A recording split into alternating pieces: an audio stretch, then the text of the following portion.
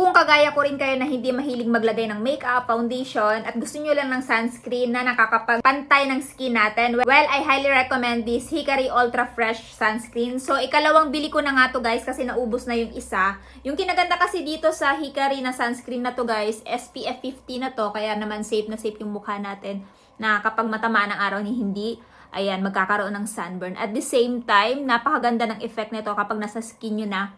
No need na kayo maglagay ng, ayan, face powder kasi matte finish to pagkatapos. So, ito yung side na meron. Tsaka napakadali lang din niya mag-absorb guys. Hindi din siya malagkit. At napakabango din.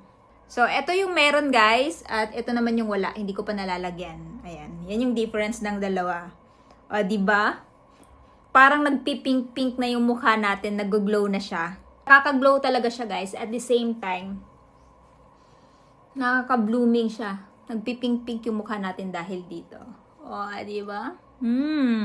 At sa kasalukuyan guys, meron na itong 1 million sold dahil marami nang tumatangkilik at marami nang nagsasabi na legit na nakakapagpa fresh itong Hikari Ultra Fresh Sunscreen. So, kung gusto nyo ding itry ito guys, lalagay ko na lamang yung link nito dyan sa yellow basket. Let's go!